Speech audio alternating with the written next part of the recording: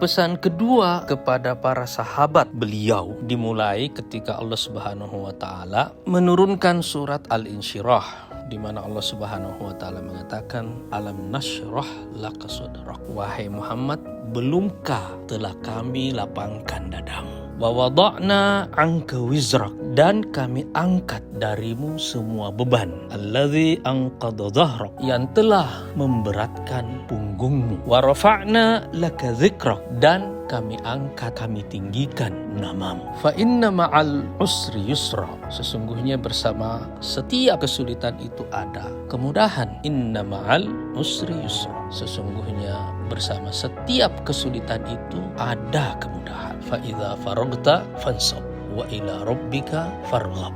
Kalau kamu sudah selesai dengan semua pekerjaanmu, dengan semua kesibukanmu, maka bertawajjuhlah kepada Allah Subhanahu wa taala. Menghadaplah kepada Allah Subhanahu wa taala, pusatkan pikiranmu kepada Allah Subhanahu wa taala. Surat itu turun kepada Rasulullah sallallahu alaihi wasallam untuk menjelaskan satu fase psikologis, yaitu hilangnya semua beban penderitaan yang dialami oleh beliau selama 10 tahun pertama dari dakwah beliau itu. Semua kegelisahan, kegundahan, kesulitan, kesedihan yang dialami oleh beliau dari penolakan kaum musyrikin kepada dakwah beliau itu sekarang dilepas oleh Allah Subhanahu wa taala. Dadanya dilapangkan, bebannya diangkat, dan namanya ditinggikan, sehingga tidak pernah ada nama Allah Subhanahu wa taala disebut, melainkan bersama nama Allah itu ada nama Muhammad Rasulullah sallallahu alaihi wasallam. Itu yang kita sebutkan di dalam syahadat kita, itu yang kita sebutkan di dalam azan-azan yang kita lantunkan. Tidak ada lagi nama yang lebih tinggi dari nama Rasulullah sallallahu alaihi wasallam. Tetapi bersamaan dengan kelapangan jiwa yang telah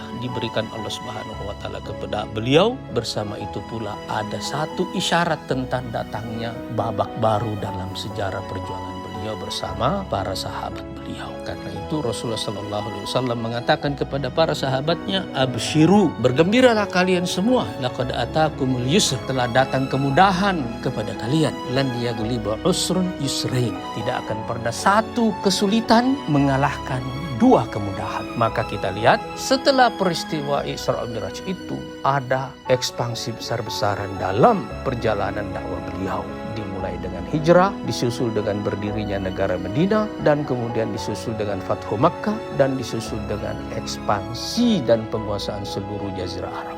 Jadi peristiwa Isra Mi'raj itu mengirim pesan kepada para sahabat beliau bahwa setelah semua kesulitan ini akan ada kemudahan-kemudahan besar yang diberikan Allah Subhanahu wa taala. Akan ada kemenangan-kemenangan besar yang diberikan Allah Subhanahu wa taala. Dan itulah yang kemudian terjadi.